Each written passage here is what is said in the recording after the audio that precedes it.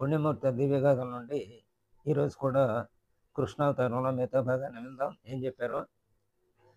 జాంబవతితో వివాహం ఎలా జరిగిందో తెలుసుకుందాం. సత్రాజిత్తు ఒక రాజు. ఆయన సూర్యుని ఆరాధించేవాడు. సూర్యుడు ఆయనకి సమంతకమణి అనే మణిని ఇచ్చాడు. ఆ మణి రోజుకి 8 బార్లు బంగారాన్ని ఇస్తూ ఉండేదన్నమాట. దాన్ని చూచాడు కృష్ణుడు. మా తాతగారు ఉగ్రసేన మహారాజుకి ఇస్తే బాగుంటుంది అన్నాడు. సత్రాజిత్తు తిరస్కరించాడు. ఆ తర్వాత సత్రాజిత్తు తమ్ముడైనటువంటి ప్రసేనుడు ఒక రోజున ఈ మణిని ధరించి వేటకు వెళ్ళాడు. అక్కడ ఈ మణిని చూచి దాన్ని ఏదో మాంసపు ముద్ద అనుకుని ఒక సింహం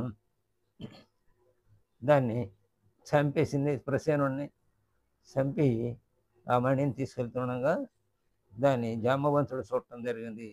ఆ మృగాన్ని చంపి జాంబవంతుడు దాన్ని తీసుకెళ్ళాడు. ఈ నింద అంతకుముందు ఈ ప్రసేనుడు చనిపోవటం, తిరిగి రాకపోవటం, అక్కడికి భటులు పంపితే ఆయన చనిపోవటం, ఇదంతా సత్రాజిత్తుకు తెలిసి బహుశా ఈ పని కృష్ణుడే చేయించి ఉంటాడు అని కృష్ణుడి మీద నింద మోపాడు.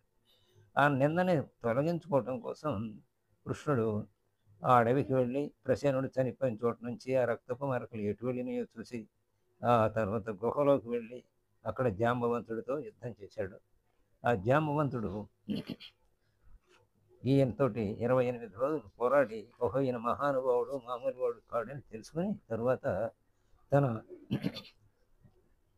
రామావతారంలో తాను యుద్ధం చేయాలని ఆసక్తిని రాముడితో వెలియబుస్తే అది తర్వాత అవతారంలో తీరుతుందిలే అన్న విషయం గుర్తుకొచ్చి ఆయన్ని రాముడిగా గుర్తించి అవి ఆపేసి యుద్ధం తన కూతుర్ని ఆయనకి ఇచ్చి పెళ్లి చేశాడు. ఇలా ఆ మహిళని తీసుకుని సత్రాజిత్తు దగ్గరికి తీసుకొచ్చేస్తే సత్రాజిత్తు సంతోషించి తన కుమార్తె సత్యవతిని, అంటే తన మీద పడిన నిందని తొలగించుకోవడానికి ఇంత పని చేశాడు అన్నమాట కృష్ణుడు. తన కుమార్తెని అప్పుడు సంతోషించిన సత్రాజిత్తు తన కుమార్తెనిచ్చి వివాహం చేశాడు కృష్ణుడికి. అలా ముగ్గురు భార్యల భర్త అయ్యాడు ఇప్పటికి. రుక్మిణి, జాంబవతి, సత్యభామ. ఆ తర్వాత తన శతధనుడికి ఇచ్చి వివాహం చేద్దాం అనుకున్నాడు అసలు ముందు సత్రాజిత్తు. అయితే ఇప్పుడు మనసు మార్చుకుని కృష్ణుడికి ఇచ్చాడన్నమాట. అప్పుడు కృష్ణుడు శతధనుడికి ఎక్కేశారు. అక్రూరుడు, కృతవర్మలు ఇద్దరు కూడా. మాట తప్పాడు సత్రాజిత్తు. కాబట్టి ఆయన్ని ఆ మణిని లాక్కు ఆయన దగ్గర నుంచి. మరి మూర్ఖుడైన శతధనుడు మరి కృష్ణుడు మామగారు కదా, అవన్నీ కృష్ణుడి యొక్క లీలలన్నీ విన్నాడు కదా. అయినా మూర్ఖుడిలాగా అక్రూరుడు, కృతవర్మ చెప్పిన మాటలు విని వెళ్ళి ఆ శత్రాజిత్తును సంహరించి మణి ఎత్తుకుపోయాడు శతధనుడు. ఈ విషయం తెలుసుకున్నటువంటి శ్రీకృష్ణుడు అతనిని వెంబడించి హతమార్చాడు. కానీ అతని దగ్గర మణి లేదు. శతధనుని మరణ వార్త తెలుసుకొని భయపడి ఆ దూర ప్రాంతానికి పారిపోయాడు. అక్రూరుడు తలదాచుకున్నాడు అనమాట. ఇక ఆ తర్వాత మిత్రవిందతో వివాహం ఎలా జరిగిందో తెలుసుకున్నాం. అవంతి పరిపాలకులు ఇద్దరున్నారు. విందులు అనమాట వాళ్ళు. హస్తినాపుర రాజు అయినటువంటి దుర్యోధనుడికి ఈ సామంతరాజులు వీళ్ళు. ఈ అవంతి రాజులైన విందులు.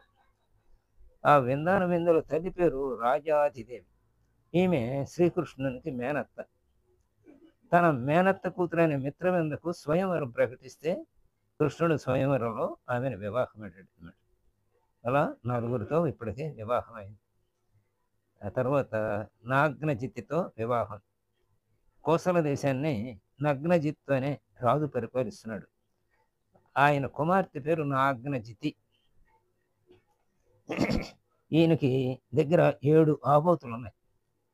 వీటన్నిటినీ ఎదుర్కొని ఎవరైతే బాహుబలంతో బంధిస్తారో వాళ్ళకి నా కూతుర్ను ఇచ్చి వివాహం చేస్తానని ప్రకటించాడు అనమాట.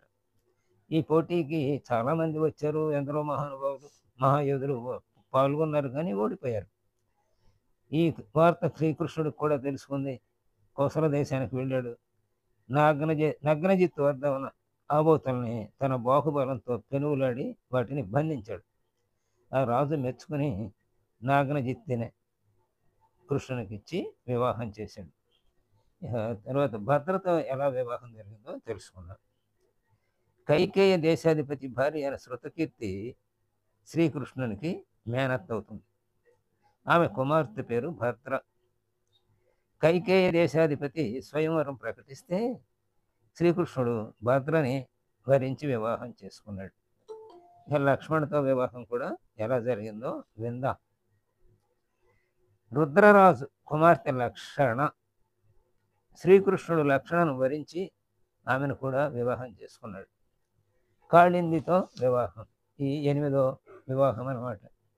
ఒక రోజున కృష్ణుడు అర్జునుడితో కలిసి యమునా నది తీరానికి వెళ్ళాడు విహారానికి. అక్కడ వారికి కొంత దూరంలో ఒక అపురూపమైన సౌందర్యవతి కనపడింది. ఆమె ఎవరో తెలుసుకొని రమ్మని అర్జునుడిని పంపాడు కృష్ణుడు. అర్జునుడు ఆమె దగ్గరకు వచ్చాడు. నీవెవరమ్మా అని ప్రశ్నించాడు. ఆమె అర్జునుడితో ఏమందంటే, నేను సూర్యభగవానుడి కుమార్తెని, కృష్ణుడిని వరించి వివాహం చేసుకోదలిచాను, ఇక్కడ ఉండి తపస్సు చేసుకుంటున్నాను అని చెప్పింది. ఈ విషయం అర్జునుడు తిరిగి వచ్చి కృష్ణుడికి చెప్పాడు. సర్వజ్ఞుడైన శ్రీకృష్ణుడు ఆమెని తన రథం మీద ఎక్కించుకొని మధుర రంగానికి వచ్చి వివాహమాడాడు. ఈ విధంగా కృష్ణుడు రుక్మిణీదేవిని, జాంబవతిని, సత్యభామను, మిత్రవిందను, నగ్నజితిని, కాళిందిని, భద్రని, అలాగే లక్ష్మణను, మొత్తం 8 మందిని వివాహం ఆడాడు. ఈ 8 మంది ఆయనకి అష్టలక్ష్ములు ఉన్నారు కదా, ఈ అష్టలక్ష్ములే ఈ రూపాల్లో వచ్చి ఈ అవతారంలో వివాహం ఆడారనమాట. రుక్మిణీనేమో ఆదిలక్ష్మి, జాంబవతి ఏమో ధాన్యలక్ష్మి, సత్యభామ ఏమో ధైర్యలక్ష్మి, కాళింది ఏమో గజలక్ష్మి, నాగ్నజితీదేవి ఏమో సంతానలక్ష్మి, మిత్రవిందాదేవి ఏమో విజయలక్ష్మి, లక్షణ విద్యాలక్ష్మి, భద్ర ధనలక్ష్మి. ఇలా ఈ అష్టలక్ష్ములే అష్ట భార్యలు అయ్యారు కృష్ణావతారంలో ఆయనకి. స్వస్తి.